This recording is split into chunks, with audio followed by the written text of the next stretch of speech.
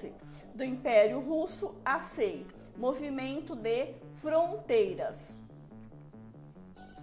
Aqui nós temos um mapa que mostra a Rússia, que é o maior país e extensão territorial do mundo. Aqui em cima nós temos o mapa mundi para vocês verem a sua localização. Está aqui no continente asiático. Moscou é a capital da Rússia. Nós vamos iniciar nosso estudo da Rússia falando sobre a sua formação desde o Império Russo até a União das Repúblicas Socialistas Soviéticas.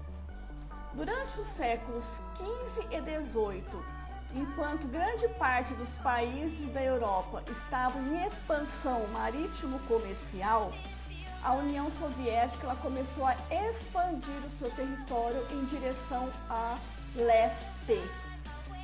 Ela estava aqui, começou a se expandir em direção a leste.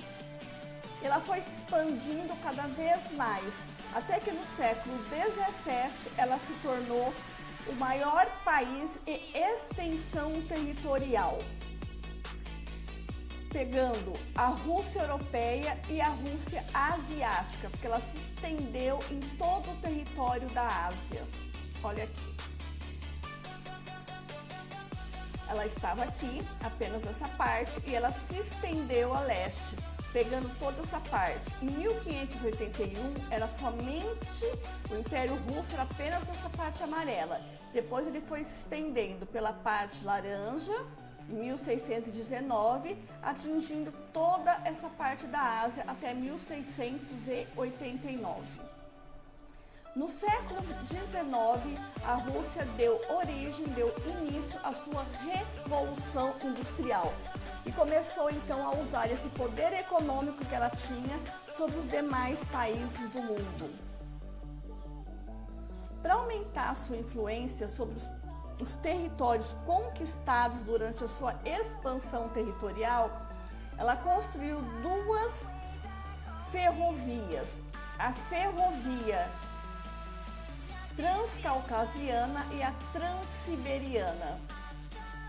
A transiberiana é a maior ferrovia do mundo. A transcaucasiana, ela pega a região de Moscou, que vem aqui, e pega todos os territórios conquistados, do Mar Negro até o Mar Cáspio, toda essa região aqui. Já a transiberiana, ela corta toda a Rússia, de oeste a leste. Ela se inicia em Moscou, ela corta toda a parte da Sibéria e termina aqui na cidade de Vladivostok, no Oceano Pacífico. Portanto, ela é a maior ferrovia do mundo. Aqui tem uma foto dela para vocês verem, tá? Realmente é uma uma ferrovia muito bonita. Muito embora a União Soviética tenha feito a sua revolução industrial e tenha se desenvolvido muito, a partir do século XX o país começou a ter graves problemas sociais e políticos. No campo, as relações de trabalho ainda da Rússia, ela se baseava nas relações feudais, ou seja, baseada na escravidão e trabalhadores camponeses livres, mas recebendo baixíssimos salários. Nos centros urbanos, muito embora as indústrias se multiplicavam, os operários ainda viviam em condições desumanas, tinham baixíssimos salários e prolongadas jornadas de trabalho, sem qualquer direito. Portanto, houve um descontentamento muito grande da população e o governo monárquico foi substituído pelos socialistas moderados, os denominados mencheviques, que instauraram uma república parlamentar. Contudo, os mencheviques eles quiseram participar da Primeira Guerra Mundial, havendo um grande descontentamento e, portanto, os socialistas radicais liderados por Lenin assumiram o poder em 1917. bolcheviques eram os socialistas radicais. Contudo, a população começou a ficar descontente com os bolcheviques. E a população se envolveu em uma guerra civil contra o governo.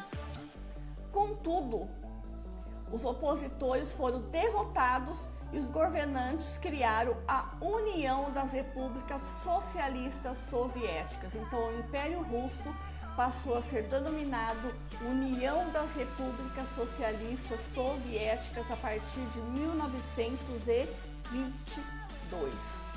Então, em 1945, após a Segunda Guerra Mundial, a União Soviética tinha um vasto território de 22.400.000 quilômetros quadrados, sendo, portanto, o maior país do mundo.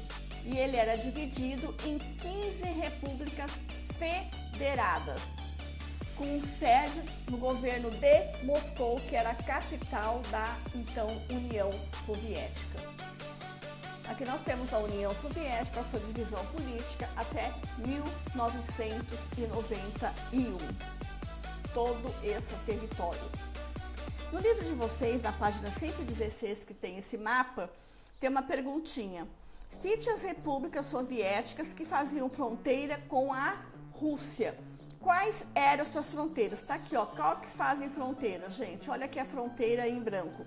Portanto, nós temos o Cazaquistão, o Azerbaijão, a Geórgia, a Ucrânia, Belarus, Lituânia, Letônia e Estônia. Essas eram as repúblicas soviéticas que faziam fronteira com a Rússia. E a economia soviética, como que ela era? A partir de 1917, o Partido Bolchevique, que eram os socialistas radicais, ele foi transformado no Partido Comunista da União Soviética, PCUS. E com isso ele iniciou grandes transformações econômicas, políticas e sociais no país. No plano econômico, ele estabeleceu uma planificação estadual. O que é isso? Todos os setores da economia passaram a ser centralizados pelo próprio Estado. Eles acabaram com a propriedade rural sem indenizar nenhum proprietário.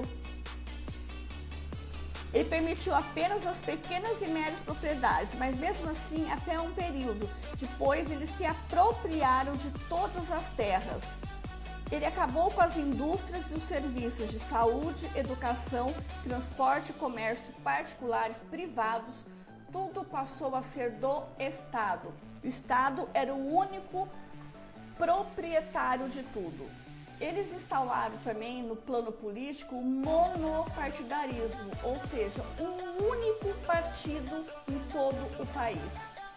E no plano social, ele acabou com a liberdade, tanto de expressão, de jornais, revistas e da própria população que não poderiam se manifestar liberdade, e também proibiu as manifestações populares. É o que nós chamamos de um Estado ditatorial, proibindo toda e qualquer liberdade de quem quer que seja. E eles tiveram prioridade dos setores industriais, dos bens de produção de indústria de base, aquelas indústrias pesadas. E também a exploração de recursos minerais e o aproveitamento do potencial hidrelétrico do país. Eles deixaram de lado os bens de consumo, ou seja, os bens utilizados diretamente pela população. E investiram maciçamente para se tornar uma potência militar. Tanto que após a Segunda Guerra, a União Soviética era a segunda maior potência militar do mundo, atrás apenas dos Estados Unidos. Em termos econômicos, ela passou de quinta para o terceiro lugar na maior economia do mundo, perdendo apenas para os Estados Unidos e a Alemanha.